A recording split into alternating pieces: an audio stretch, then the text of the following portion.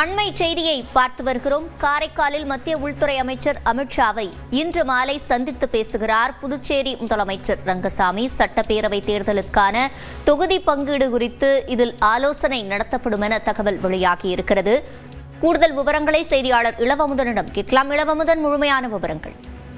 சிவரஞ்சன் 2 நாள் பயணமாக உள்துறை அமைச்சர் அமித்ஷா தமிழகம் மற்றும் புதுச்சேரிக்கு வந்துள்ளார். நேற்று திருச்சி வந்த இவர் இன்று காலை 11 மணிக்கு காரைக்காலுக்கு வருகிறார்.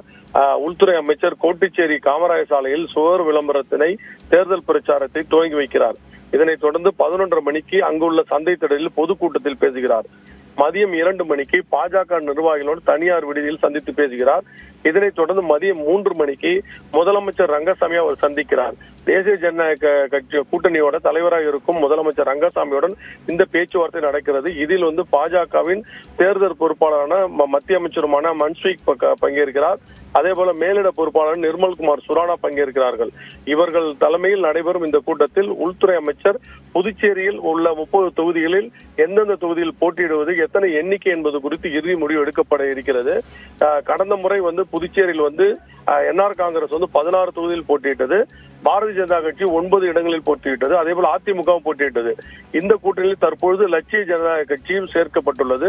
அதாவது லாட்டரி அதிபர் சார்லஸ் மார்டினோட கட்சியான லட்சிய ஜனநாயக கட்சியும் இந்த கூட்டணியில் சேர்கிறது.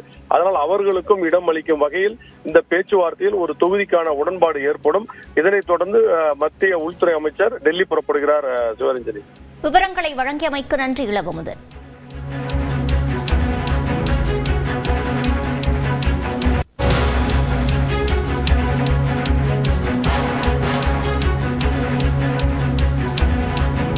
மற்றொரு அண்மை செய்தியை பார்த்து வருகிறோம்.